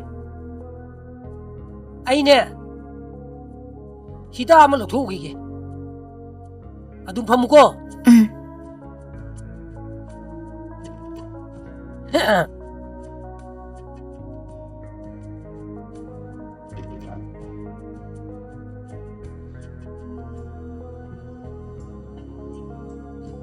세. 아따 이다니고 마는 해. 탁가다바 사두다.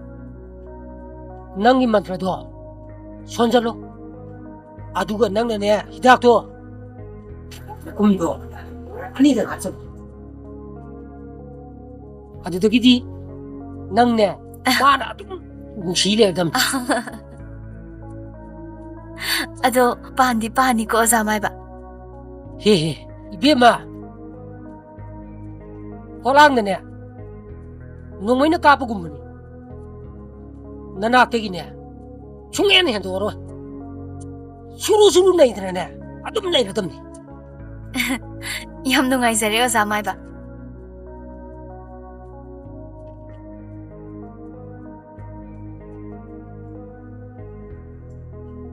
ꯑꯣꯖꯥ ꯃꯥꯏꯕ ꯁꯦ ꯁꯤ ꯑꯃꯨꯛꯇ ꯄꯥꯏꯁꯟꯕꯤꯌꯨ 아 야래 ꯑꯣꯖꯥ ꯌꯥ, ꯐꯔꯦ, ꯌꯥ. ꯃꯥꯏꯕꯗꯤ ꯑꯩꯈꯣꯏ ꯑꯃꯨꯛ ꯌꯧꯖꯔꯨꯈꯤꯒꯦ 오 파래 따라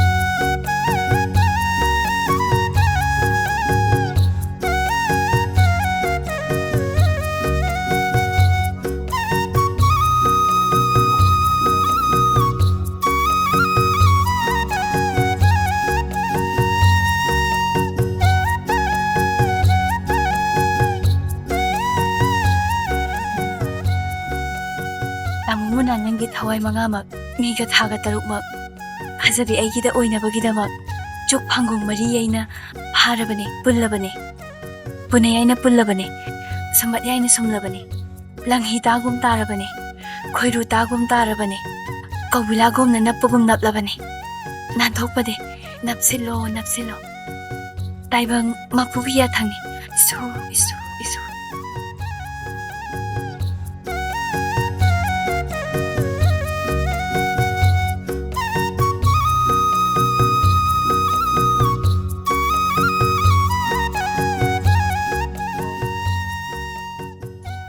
따모 상공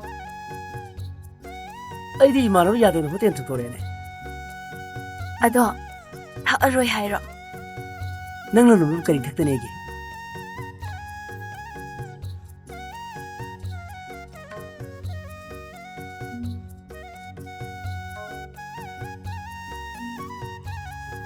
ꯃꯥꯃꯒꯤ ꯂꯤꯡꯕꯒ ꯊꯛꯈ꯭ꯔꯕꯣ ꯊꯛꯈ꯭ꯔꯦ ꯇꯥꯃꯣ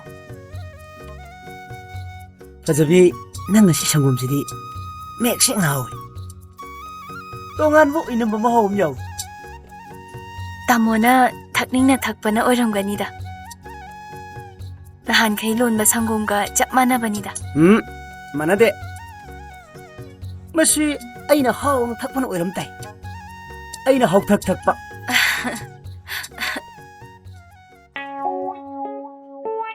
ꯀꯩꯅꯣ ꯇꯥꯃꯣ ꯑꯗꯨꯛ ꯃꯨꯟꯅ ꯌꯦꯡꯕꯤꯔꯤꯗꯨꯕꯣ ꯀꯩꯗꯧꯔꯒꯦ ꯇꯥꯃꯣ ꯑꯗꯨꯛ ꯃꯨꯟꯅ ꯌꯦꯡꯕꯤꯔꯤꯗꯨꯕꯣ ꯅꯨꯡꯁꯤꯕꯩꯅꯤ ꯀꯩꯅꯣ ꯑꯩꯅ ꯅꯪꯕꯨ ꯅꯨꯡꯁꯤꯌꯦ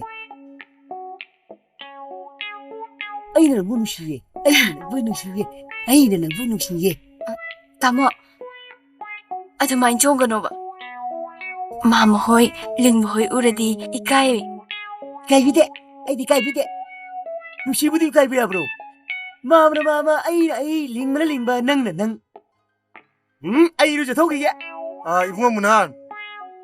아득이 인권 사문층도 아무때 영설루기겠고 하영 오늘 나가겠고.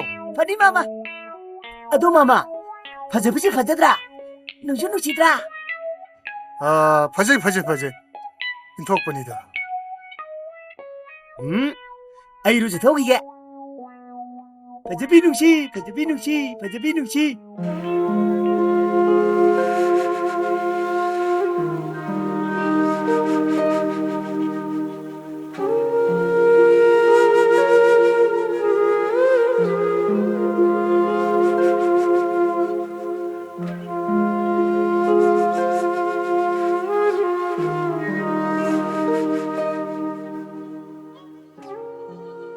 ꯇꯦꯃ ꯌꯥꯝ ꯂꯨꯅꯁꯨ ꯈꯜꯂꯨꯅꯨꯗ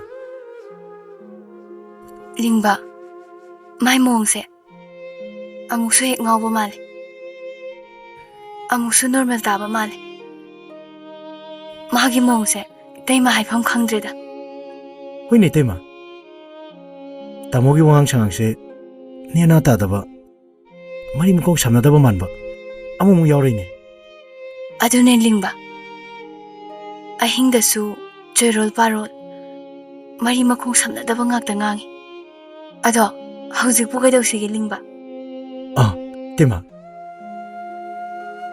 ꯅꯍꯥꯟꯒꯤ ꯃꯥꯏꯕꯗꯣ ꯑꯃꯨꯛꯇꯪ ꯇꯥꯟꯅꯔꯨꯁꯦ ꯇꯥꯟꯅꯔꯨꯁꯦ ꯑꯩ ꯋꯥꯀꯤꯡ ꯍꯜꯂꯦ ꯀꯔꯤꯃ ꯑꯩ ꯋꯥꯀꯤꯡ ꯍꯜꯂꯦ ꯑꯁꯦꯡꯕ ꯅꯨꯡꯁꯤꯠ ꯆꯥꯔꯨꯔꯦ ꯁꯤꯗꯕꯨ ꯀꯃꯥꯏꯅ ꯅꯥꯗꯣꯏꯅꯣ ꯌꯥꯍꯧ ꯊꯦꯡꯕ ꯑꯇꯟꯕ ꯁꯨꯅꯤꯡꯗꯕ ꯃꯤꯅ ꯅꯥꯕꯩ ꯋꯥꯅꯤ ꯑꯗꯣ ꯆꯪꯉꯁꯤ ꯑꯩꯗꯤ ꯂꯥꯛꯑꯣ ꯅꯥꯕꯤꯔꯣꯏ ꯁꯦ ꯆꯪꯉꯁꯤ ꯂꯥꯛꯑꯣ ꯐꯨꯔꯤꯠꯁꯦ ꯑꯩꯒꯤꯅꯤ ꯌꯨꯝꯁꯤꯁꯨ ꯑꯩ ꯁꯥꯕ ꯁꯤꯝꯇ ꯄꯨ ꯌꯥꯔꯤꯕ꯭ꯔꯣ ꯇ꯭ꯔꯤꯊꯣꯡꯅ ꯈꯣꯏ ꯆꯣꯞꯄꯒ ꯉꯥ ꯐꯥ ꯌꯥꯏꯌꯦ ꯁꯤ ꯈꯪꯉꯤ ꯑꯁ ꯆꯪꯉꯁꯤ ꯂꯥꯛꯑꯣ ꯃꯌꯥꯝꯁꯦ ꯑꯩꯒꯤꯅꯦ ꯍꯥꯏ ꯌꯥꯔꯤꯕ꯭ꯔꯥ ꯑꯩꯕ ꯉꯥ ꯆꯥꯕ ꯌꯥꯖꯕ ꯌꯥꯅꯤ ꯇꯤꯟꯊꯣꯛ ꯆꯥꯕ ꯌꯥꯗꯦ ꯑꯗꯨꯅꯗꯤ ꯇꯤꯟꯊꯣꯛ ꯅꯨꯡꯁꯤꯗꯦ ꯑꯩ ꯅꯨꯡꯁꯤꯕ ꯆꯪꯉꯁꯤ ꯂꯥꯛꯑꯣ ꯑꯥꯏ ꯂꯚ ꯌꯨ ꯆꯪꯉꯁꯤ ꯂꯥꯛꯑꯣ ꯑꯩꯗꯤ ꯑꯥꯏ ꯂꯚ ꯌꯨ ꯍꯥꯏꯔꯗꯤ ꯑꯥꯏ ꯂꯚ ꯌꯨ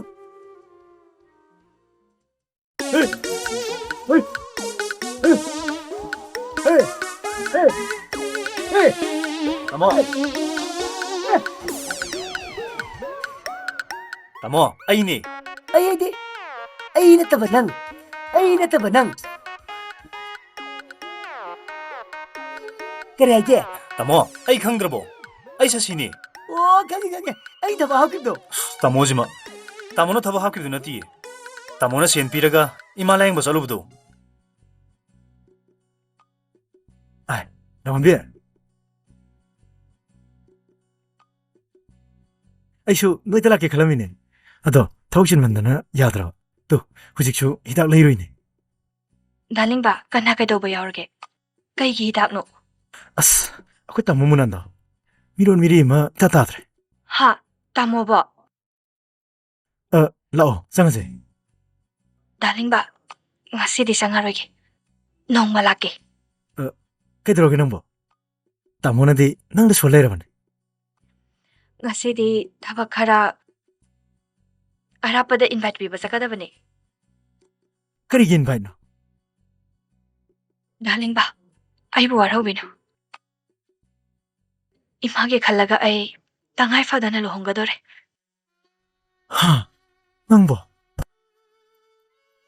ꯅꯪ ꯂꯨꯍꯣꯡꯗꯣꯔꯕ ꯀꯅꯥꯒ ꯁꯁꯤꯒ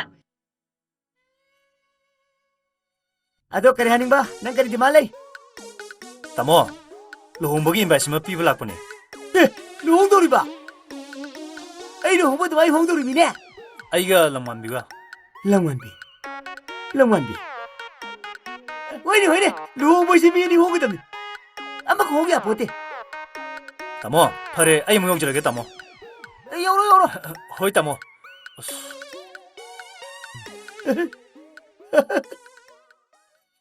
ꯐꯔꯦ ꯂꯝꯉꯥꯟꯕꯤ ꯇꯥꯗ ꯌꯦꯛꯇꯅ ꯅꯨꯡꯉꯥꯏ ꯌꯥꯏꯐꯅ ꯄꯨꯟꯁꯤ ꯅꯨꯡꯁꯥꯡꯅ ꯄꯥꯟꯕꯣꯌꯨꯀꯣ ꯗꯥꯂꯤꯡꯕ Lamwanbi, chasira. ꯍꯣꯏ Ita, luhumanga talak piu ko. Itaw gisu ay invite pisira mamani. ꯂꯥꯛꯀꯦ ꯀꯔꯤꯒꯤ ꯂꯥꯛꯇꯅꯤ ꯑꯩ ꯁꯣꯏꯗꯅ Pare dudi, arapata su invite kara piga dabale. Akoy muk chaluki ko.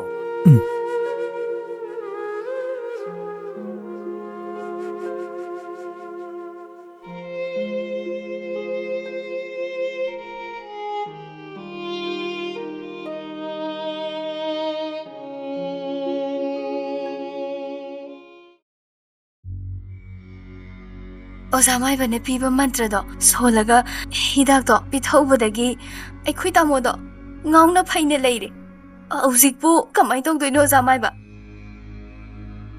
이비엠마, 넌 만트라도 까야락티 촐래. ꯑꯣꯖꯥ ꯃꯥꯏꯕ ꯍꯤꯗꯥꯛꯇꯣ ꯄꯥꯏꯔꯒ ꯄꯨꯛꯅꯤꯡꯗ ꯑꯃꯨꯛ ꯁꯣꯜꯂꯦ ꯑꯗꯨꯒ ꯈꯣꯟꯖꯦꯜ ꯊꯣꯛꯇ꯭ꯔꯗꯤ ꯁꯤꯗ ꯄꯥꯜꯂꯔꯣꯏꯗ꯭ꯔꯥꯅ ꯈꯣꯟꯖꯦꯜ ꯊꯣꯛꯅ ꯁꯣꯜꯂꯒ ꯁꯪꯒꯣꯝꯗ ꯍꯥꯞꯄ ꯄꯤꯊꯛꯎꯕꯅꯤ 아니랑 손절라디 까다디 야도이바. 아무각 손게더니네. ꯑꯣꯖꯥ ꯃꯥꯏꯕ ꯑꯗꯣ ꯍꯧꯖꯤꯛꯄꯨ ꯀꯃꯥꯏꯅ ꯇꯧꯗꯣꯏꯅꯣ 예. 빠카이끄누. 아두부. khitang di luduri adubu ne ai ne anauba mantra amadi pige ado jamai ba anta koi tamona padong da thodi afobo reko kai no ni go ha na bani no khona ri sha iring ne mo na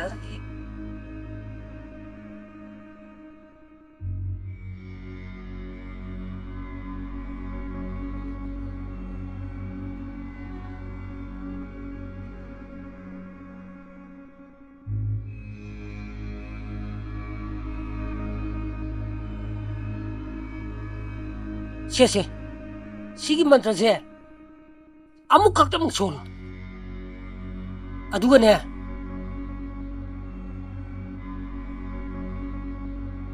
시기 다세. 마요마 맘맘네. 자 글라스도네. 합설로. 아두가네. 아이네 비르 만트라도 아무 각도 촌살로. 아두다기디네. 너원다 아두막 묵시레라담. 오자 마이바 한덕디 소이드나 파라니고 한덕디네 쫑쩌이 소이드나 파라담 오자 마이바 가야가 저러모 야래 탐만만우 파레 오자 마이바 아두디 아이코이 뭉쳐 저러키게 파레 짤로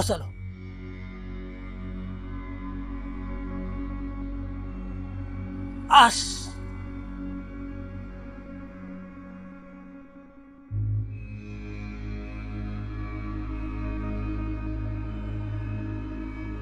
아마시디 링이해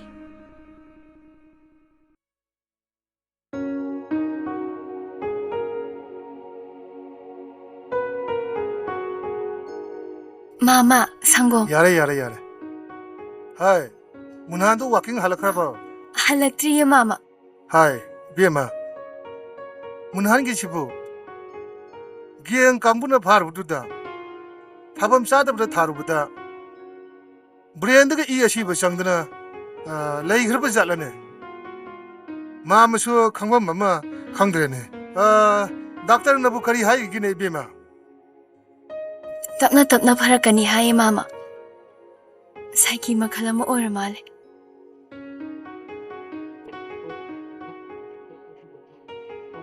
ai biema ai sangon poro hoi munan sula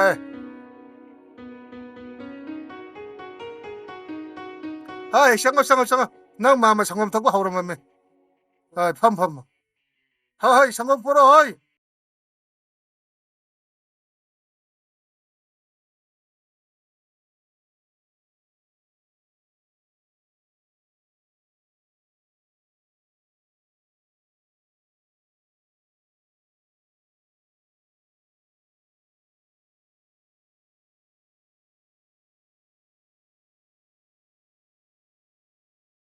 tamuna nangi thawai manga mak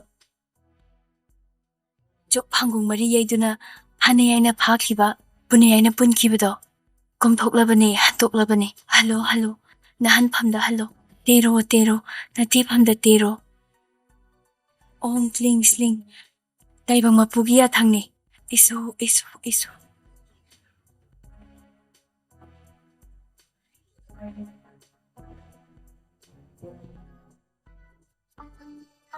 Mama chongom ji ami he. tamo sango payo